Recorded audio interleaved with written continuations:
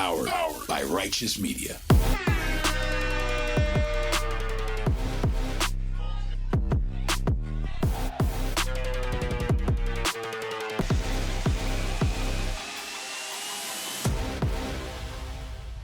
Welcome to Independent Americans. Welcome to episode 355. I'm your host, Paul Rieckhoff. America continues to fall deeper into division, anxiety, and chaos. The government shutdown is reaching week 2.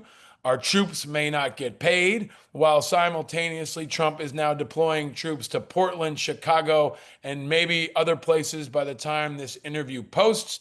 The baseball playoffs are in full swing. There is a lot going on in America this fall and this October, and it is definitely a time to stay vigilant.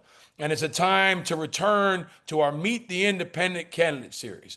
I'm going to continue to bring you independent candidates you may or may not have heard about, but you need to know about. They are rising to meet this moment. They are challenging the status quo, and they have important and I think inspiring, unifying stories to tell. And today we are joined by one of those independent veteran candidates running as an independent for Senate in the state of Mississippi. The great and powerful Ty Pinkins is joining us on Independent Americans. Welcome, sir. Happy to be here. Thank you for sharing this space with me, Paul. I am happy to share the space with you because you and I have chatted before, and I think you bring good energy. We need good energy now. We need good energy now, right? We got a lot of toxicity going on in Washington right now, and we need some independently minded candidates willing to shake things up, but more importantly, willing to hold both parties accountable. And that's why I'm running, and that's why I'm happy to have this conversation with you today. I'm excited to get into that. You're also a father. You're a leader in the community. You're obviously a veteran. But let me start, Ty, with the question I ask everybody. Where are you and how are you? Well, I am right now. I'm in Virginia, getting ready to head back to Mississippi. I'm doing really, really well. I'm tired. Campaign trail is long. Days are long. But, shaking hands and talking to people and listening to people on the campaign trail is always invigorating. So I'm having a good time. Can I ask you to give folks a little bit of the background as you would like it to be laid out? Tell folks, who you are, Ty, and why are you running for Senate? And why are you running at all in this time where candidates and elected leaders are literally being shot at? It's a very tough and toxic environment. Tell folks who you are and why you want to run for Senate for the great state of Mississippi. Well, my name is Ty Pinkins. You already announced that. I'm a veteran, served 21 years in our military, 3 combat tours, over 36 months at war, was awarded the Bronze Star. I'm a graduate of the Georgetown University Law Center with my JD, as well as my LLM, a master's in law. And then I'm a lifelong Mississippi resident. And I'm running because both parties have failed us. The Republican Party has failed Americans. The Democratic Party has failed Americans. And today, more than ever, we need independents running for office to hold both parties accountable and, more importantly, put the issues forward that voters are interested in. Now, I'm going to talk about who you're running against. There's a lot of people in this. Right. But can you talk about why you're an independent and how you define independent? Keeping in mind, for folks that don't know, you have in the past been a Democrat.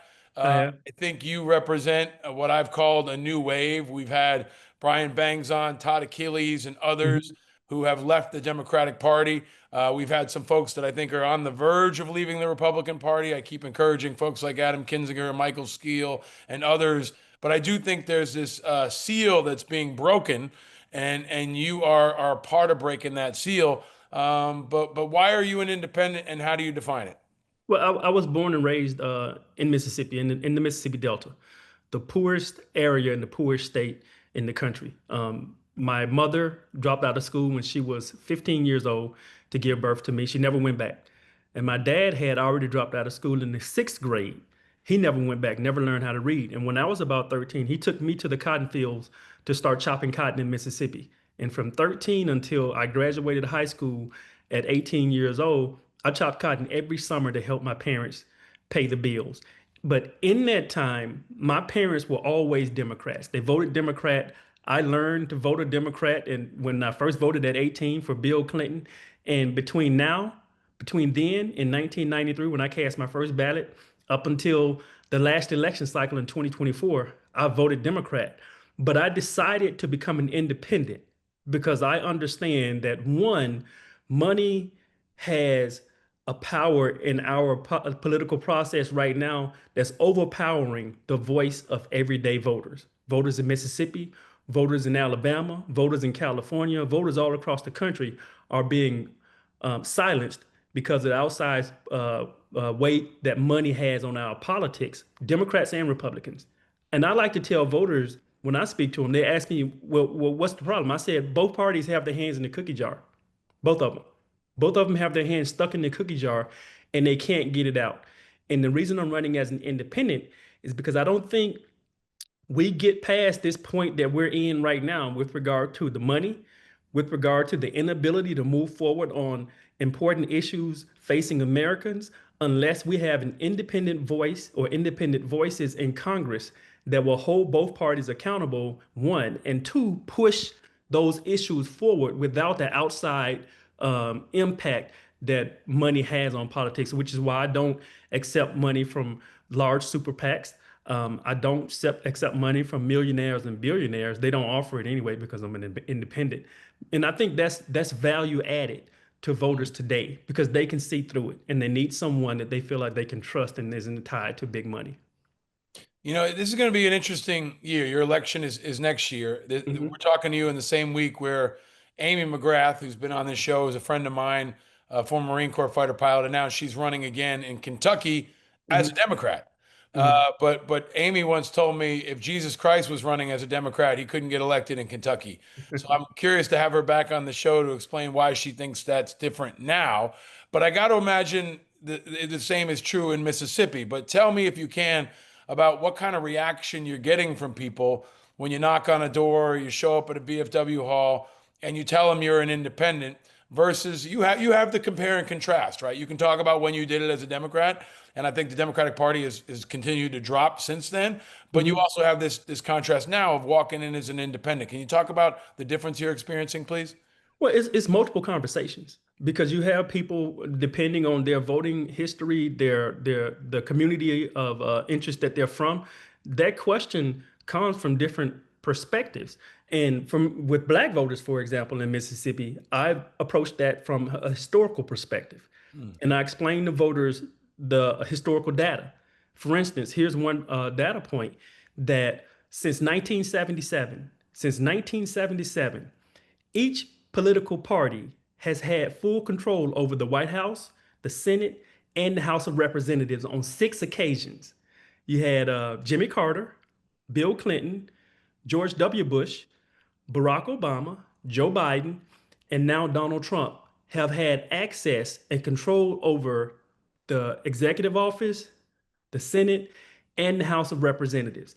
And on two of those occasions out of the six, one party had a supermajority on Hmm. 2 times. Jimmy Hmm. Carter had a supermajority for his entire 4-year term. Barack Obama had a supermajority from 2009 to 2010. Then I posed this question to voters. If each party has had total control over the White House and Congress on 6 occasions over the last 50 years, half century, why are we still dealing with the same issues? Why are we still dealing with immigration reform? Why are our elderly community members still having to pay high prices for drugs? Why can't we expand Medicaid to take care of people? Why is in the state of Mississippi, we're still abiding by a minimum wage that's $7.50 an hour. Why are we still dealing with these issues if both parties have had ultimate control and the ability to move the ball forward? And I'll tell you why. Because both parties have failed us over those last 50 years. And we haven't had enough independence in Congress to hold them accountable. And that's why I think people like Todd Achilles and Dan Osborne and Brian Bean and myself, who are all veterans running as independents, that's what we want to bring to Congress, particularly to the Senate. So you're helping build or redefine what it means to be an independent, right? In the Deep South, place like Mississippi, that's always considered a lock for the Republicans. I always ask everybody, who are you running against? You're running against a lot of folks, right? I mean, you've got Senator Hyde Smith, the Republican incumbent, who's facing, you're going to help lay it out for me, but I think at least two primary challengers, Yes. right? Yep. And then you're going to have a primary next summer, right, for the Republicans and the Democrats. Yep. They have a You've got at primary least in March, I believe. you got at least two Democratic candidates and counting. Can you talk about the landscape here and how you think it's going to shape up and why you may be uniquely positioned and challenged as an independent to take on those folks?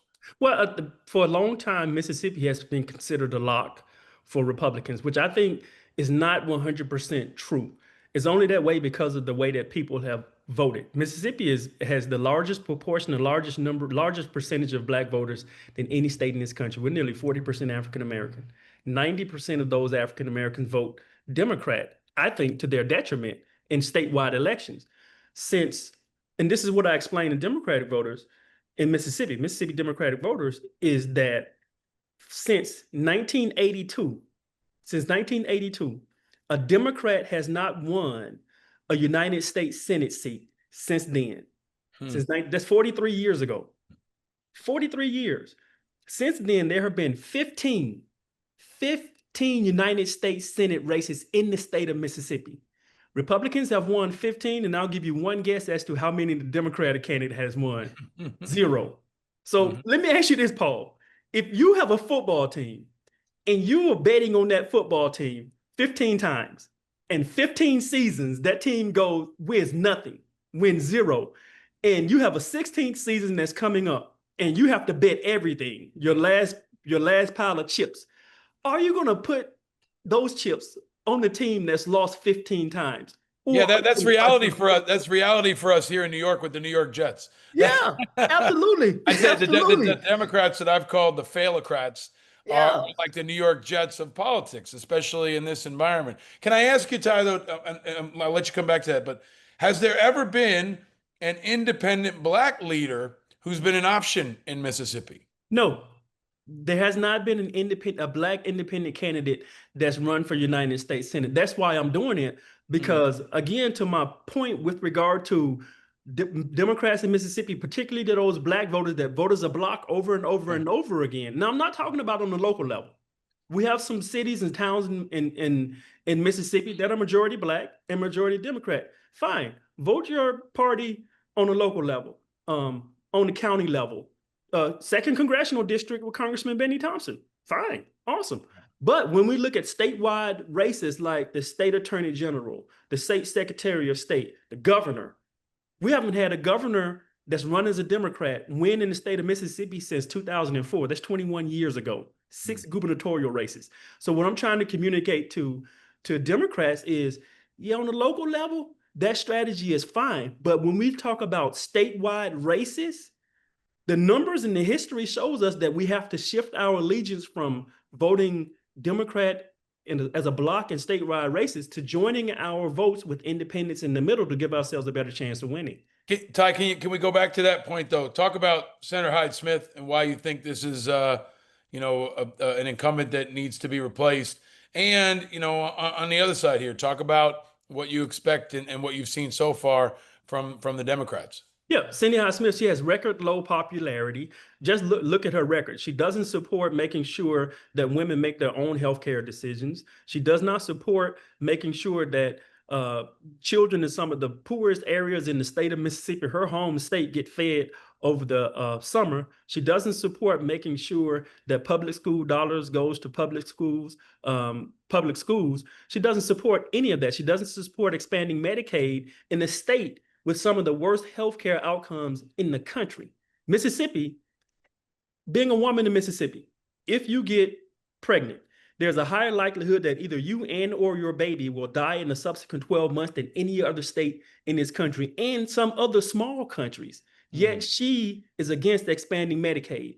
Anybody that's against all of those things, I think, deserves to be challenged, and Mississippians see it. They understand it. Mississippians understand that somebody needs to defeat her and get her out of office. But we do have some Democrats running. A gentleman named Scott Cologne and the cousin of Emmett Till. They're both running as Democrats.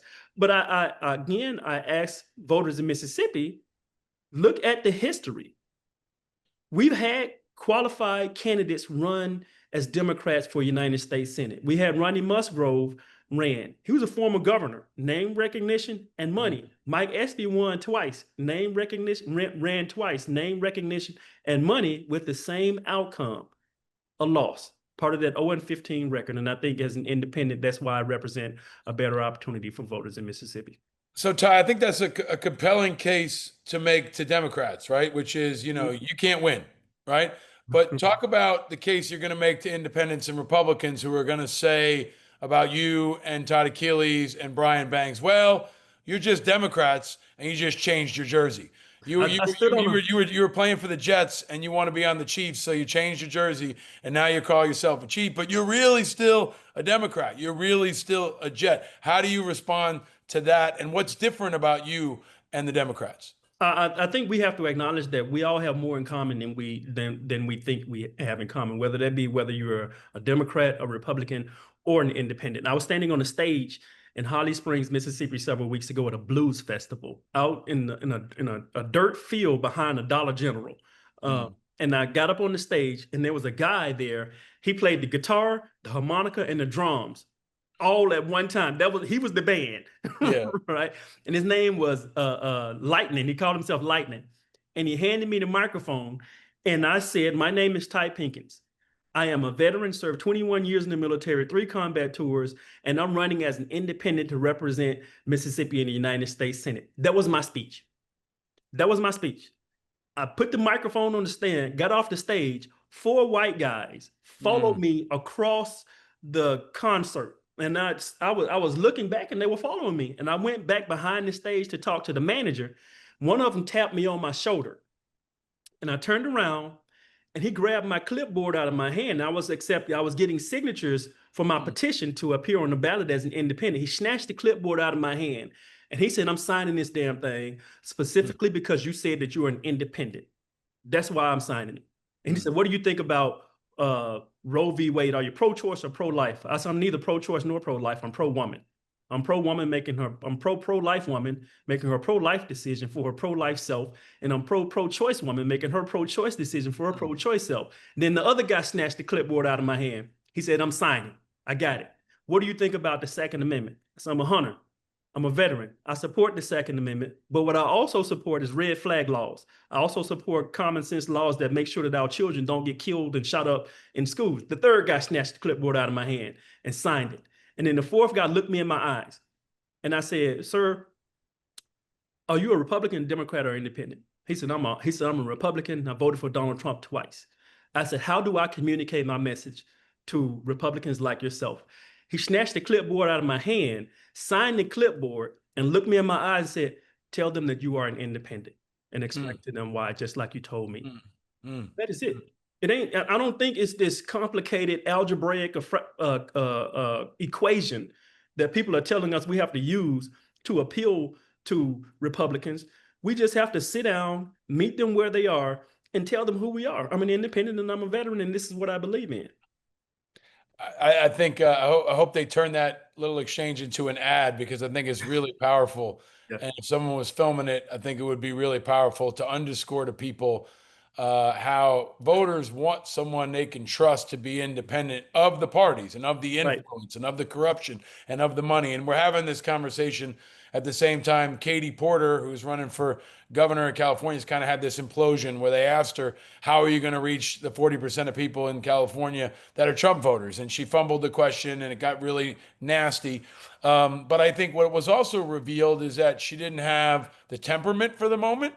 I think that's the other thing that you are quietly bringing and other veterans are quietly bringing, is a temperament that can handle tough situations, that can walk into different kinds of communities, that can be trusted with big decisions, right? Well, that's why I think Dan's, Todd, and Brian and my candidacy is kind of unique, where we're all veterans, so we've been in the fire. We understand what it means to stand up for something that's bigger than ourselves. Also, if some of the issues that we hold personal may not be held broadly, understanding that why it's important to meet those voters where they are and share with them how we want to represent them. And I think that's very appealing to a lot of voters. I've been knocking on doors gaining petition signatures for the past few weeks. I think I've gotten over 1,000 signatures in like 4 days. Just me personally walking down the street, knocking on doors, not just doors in Black communities, doors in white communities as well. I think in my hometown of Rolling Fork, population about maybe 4,000 people. I knocked on every single door in that community. Wow. Every single door. 2 people out of all of those doors said, I don't want to sign it.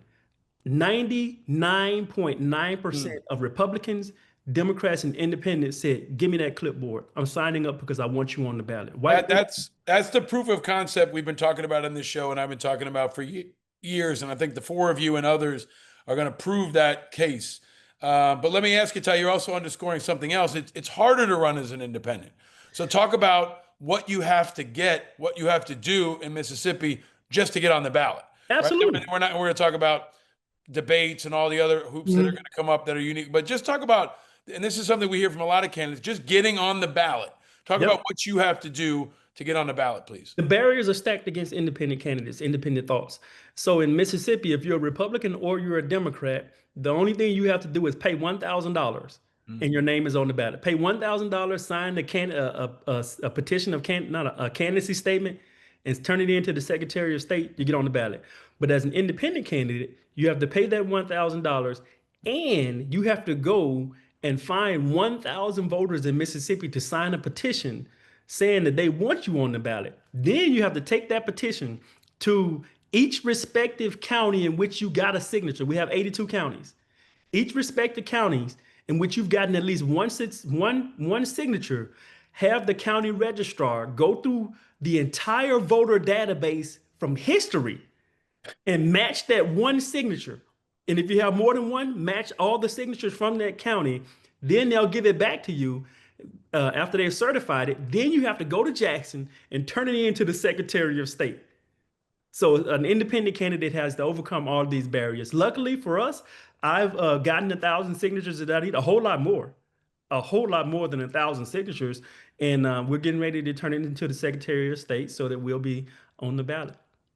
This is another reason that underscores why independent candidates like you need volunteer support. They need folks to follow you on social media. They obviously need donations. But talk about that, Ty, because you're probably going to have less money than you had last time. Maybe not. Right. Maybe you'll be, I hope you'll catch lightning in a bottle and you'll be uniquely successful. But you're not going to have the party apparatus. No. You're not going to have Act Blue. You're not going to have all these machineries that the Democrats had and you had when you ran last time. How are you going to overcome that? How are you going to overcome that and improvise, adapt, and overcome, as we would say in the Army, and take out an entrenched Republican who's going to have all those resources? Look, here's the thing that I always keep in the back of my mind and my heart, and just that energizes me to move forward. I'm not supposed to be sitting in front of you right now. My mother left high school at 15, didn't finish. My father left school in the 6th grade, never learned how to read. I'm supposed to be a statistic. I'm not supposed to be this 21-year Army officer veteran. I'm not supposed to be a 2-time graduate of the Georgetown University Law Center. I'm not supposed to have sued the state of Mississippi over gerrymandered Supreme Court districts and won.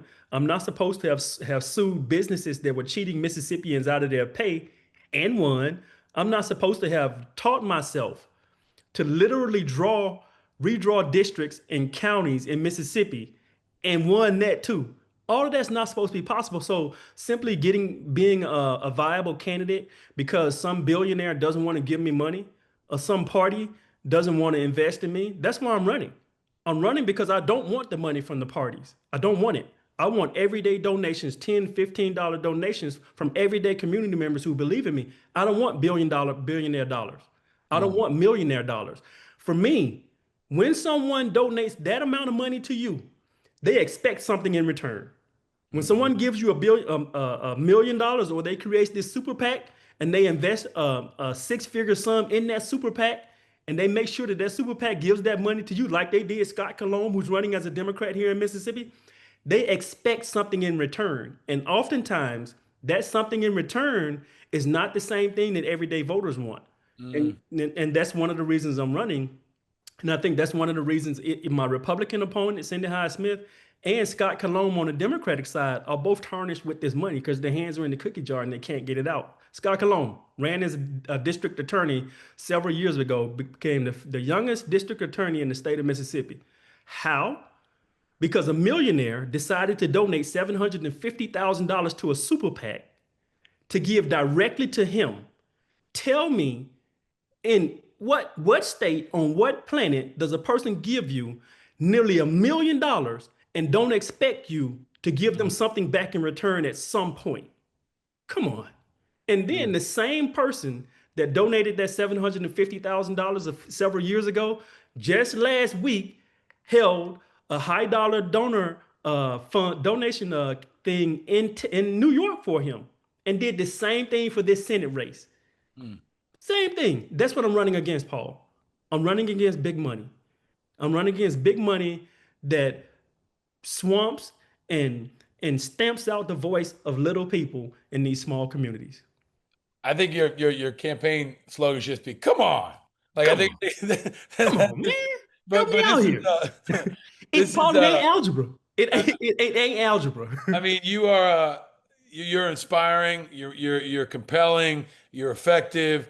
I'm really excited to watch your campaign unfold, and I'm excited to introduce you to folks with this conversation. Let me ask you what might be a tough question. We got Eli Manning playing here in New York, and over the years done a good job. Now we got this sensation that is Jackson Dart. When Yeah. you're in Mississippi, you in Mississippi State, Ole Miss, or who do you root for? I root for whichever Mississippi team that's challenging somebody outside the state of That's Mississippi. the first political answer I've heard Yes, from you. I'll support any What if team. Mississippi State and Ole Miss are playing? If Mississippi State and Ole Miss are playing, I don't know. My daughter, she's about to graduate high school, and she's considering Mississippi State or Ole Miss, so I'm caught in between. She doesn't know which one she wants to go to, but whichever, I support Jackson Dart up in New York, playing for the Giants. I wish that young man well. I'm rooting for the New York Giants because we got a Mississippi boy leading the team. It's going to be an exciting time for Jackson Dart in the football world. It's going to be exciting for Ty Pinkins in the political world. You've generously offered to stick around. Our Patreon members, stick around. You're going to have some extra content questions with Ty Pinkins, who's going to break down the car question, the whiskey question, and more. If you haven't checked out independentamericans.us, followed us on YouTube, you should go and do that now. Final question. This is a really important time, Ty, because folks are scared. Folks feel divided. I want to elevate positive role models and voices as much as I can. And you're a role model like that. You're a father. How do you talk to your kids about what's going on in the world right now? What do you tell them? What advice do you give them in this moment where folks seem to be at each other's throat and it feels very dangerous and unstable? That's a great question. My daughter, she wants to be out there with me. When she's not in school, she's asking me, Daddy, where you going today? I want to go with you. I want to knock on doors. I want to say hi to people. I want to pass people a card. My daughter and my son, they are trying to play an active role in this because they understand through our conversations what's at risk. Our democracy, our republic is literally at risk. And my conversation to them is that, you know what? We're not as separated as people think we are.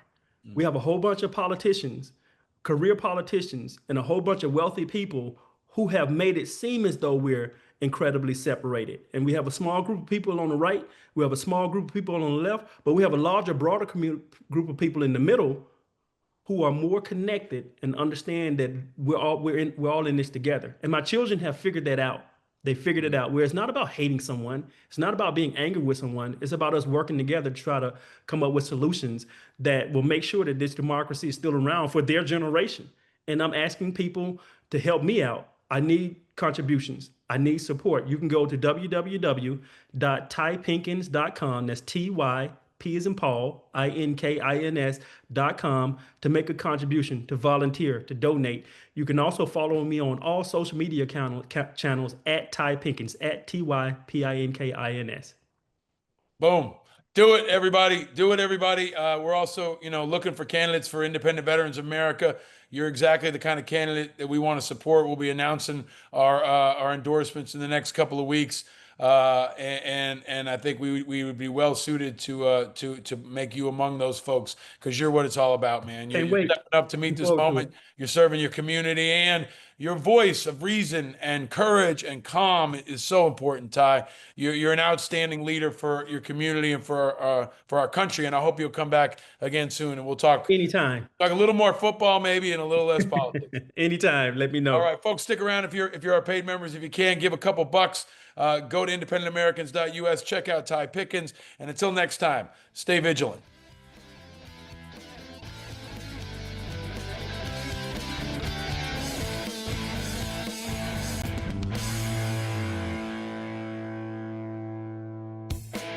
All right, that was a great conversation. I hope you enjoyed it. If you did, be sure to find us on YouTube and go to independentamericans.us, where you can watch the video, you can get merchandise, you can join our Patreon community.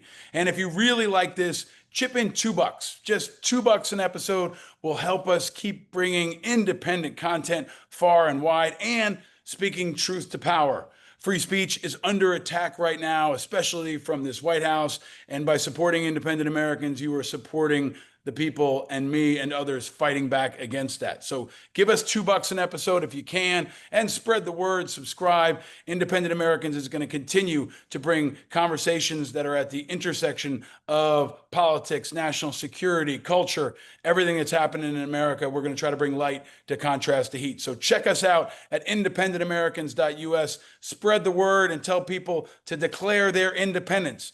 Leave the herds, declare your independence, and support independent Americans right now. Thank you for being a part of this movement. Until next time, stay vigilant, America. You can also see back episodes in our archives with really cool guests ranging from Sarah Jessica Parker to actor Jeffrey Wright to John Bernthal to Mick Foley of WWE fame, former Secretary of Defense Chuck Hagel, Medal of Honor recipients like Flo Groberg, Ambassador Susan Rice. We've got a lot of folks in the archives. Go back and check them out. Really cool conversations that you should spread far and wide and enjoy in audio or video. And invite others to declare their independence, because we're continuing to put country over party, people over politics, busting up the status quo and fueling a new movement that is manifesting itself in all these new candidates that I am having on this show and many more to come. We're adding light to contrast the heat in America. No, you are not alone in your vigilance. We're all vigilant, and we're all in this together. Thanks for listening and watching. I'm your host, Paul Rieckhoff. Until next time, wherever you are, stay vigilant, America. Stay vigilant.